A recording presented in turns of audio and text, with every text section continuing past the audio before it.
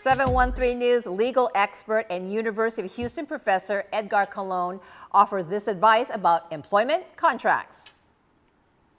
Today we're going to talk about employment contracts. This is a question that I get very often because in other countries, particularly Mexico, Central and South America, it is very usual for the employer to have contracts with the employees.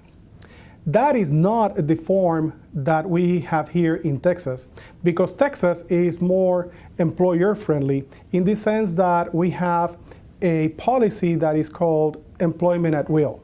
What that means is that the employee is employed at the will of the employer.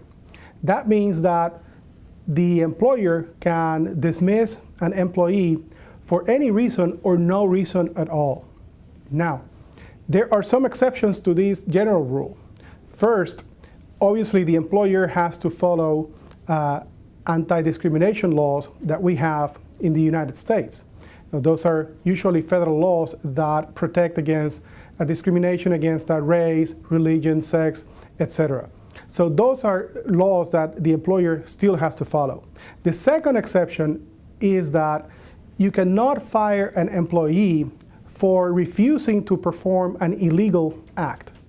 So if you're asking the employee to perform an illegal act and that employee refuses to do so, that employee cannot be dismissed for that reason. So in general, do not do employment contracts because then that changes the relationship between the employer and the employee.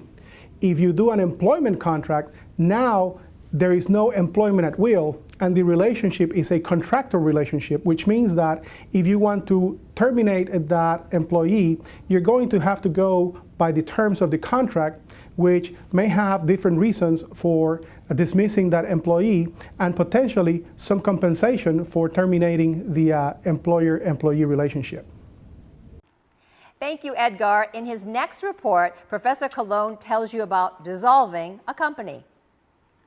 You can see more of Edgar Colon's stories right here on 713 News, the magazine show, and at 713news.com.